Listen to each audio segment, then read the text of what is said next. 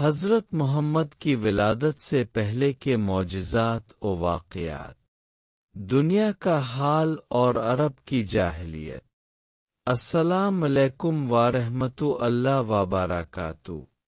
آئیے ہم چلتے ہیں اس زمانے میں جب دنیا اندھیروں میں ڈوبی ہوئی تھی۔ خانہ کعبہ، جو حضرت ابراہیم علیہ السلام نے صرف اللہ کی عبادت کے لیے بنایا تھا، اس کے اندر اور گرد و نواح میں 360 بت رکھے گئے تھے۔ لوگ ان بتوں کے آگے جھکتے، نذرانے چڑھاتے اور ان سے مدد مانگتے۔ شراب نوشی عام تھی، لوگ نشے میں ایک دوسرے کو قتل کر دیتے۔ جوا، قمار بازی اور سودی لین دین ان کے روزمرہ کے کام تھے۔ طاقتور کمزور کو دباتا، غریب اور یتیم کے حقوق کھا لیے جاتے۔ عورت کی کوئی عزت نہ تھی۔ بیٹیاں پیدا ہوتی تو باپ شرمندہ ہوتا اور زندہ درگور کر دیتا۔ سوچئے، بیٹی کو پیدا ہوتے ہی زندہ دفن کر دینا، یہ کیسا ظلم ہوگا۔ دنیا کے دوسرے خطے، روم کی عیسائی سلطنت اپنی اصل تعلیمات سے بھٹک چکی تھی۔ فارس کے لوگ آگ کو اپنا خدا مان بیٹھے تھے۔ یہودی اپنی کتابوں میں آخری نبی کی نشانیاں دیکھ کر انتظار میں تھے۔ انسانیت ہر طرف سے عدل و رحمت کی پیاسی تھی۔ واقعہ فیل کعبہ کی حفاظت کا معجزہ۔ ابرہہ کا غرور۔ یمن کا بادشاہ ابرہہ نے ایک عظیم الشان گرجا بنایا تاکہ لوگ خانہ کعبہ چھوڑ کر وہاں عبادت کرے۔ جب عرب قبیلوں نے اس کی بے حرمتی کی تو ابرہہ طیش میں آ گیا۔ اس نے ایک عظیم فوج تیار کی جس میں کئی ہاتھی تھے۔ سب سے بڑا ہاتھی محمود تھا۔ مکہ کی طرف بڑھنا۔ فوج نے مکہ کا رخ کیا۔ لوگ ڈر گئے کیونکہ وہ جانتے تھے کہ اس کے سامنے ان کی کوئی طاقت نہیں۔ عبد المطلب خانہ کعبہ گئے، دروازے کو تھاما اور کہا، اے اللہ، یہ تیرا گھر ہے، ہم اس کی حفاظت نہیں کر سکتے، تو ہی اس کی حفاظت فرما۔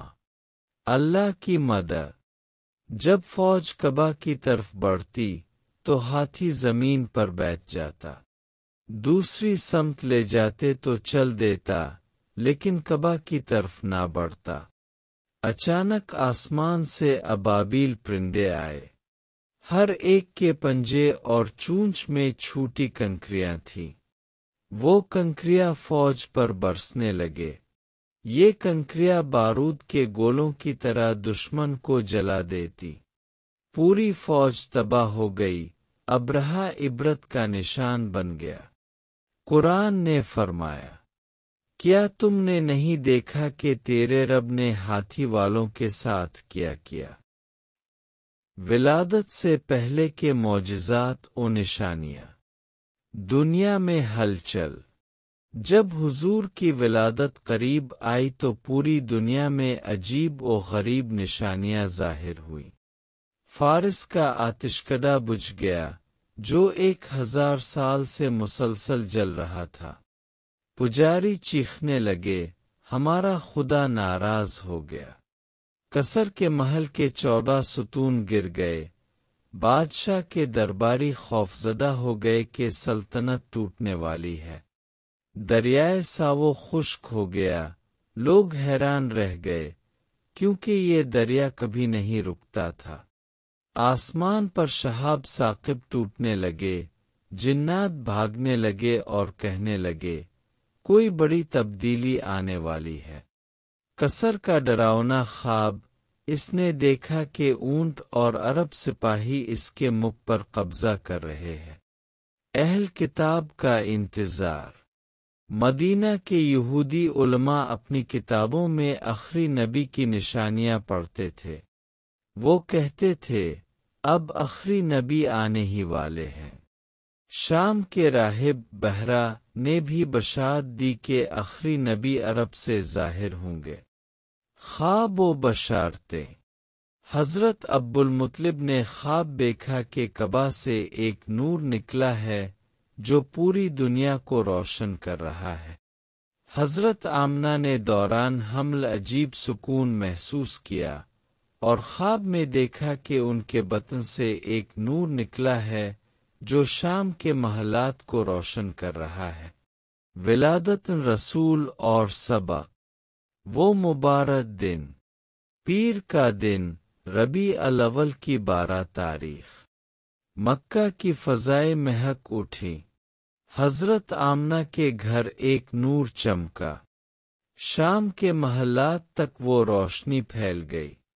قابلہ عورتوں نے کہا، یہ بچہ عام بچہ نہیں، یہ ساری دنیا کے لیے رحمت ہے۔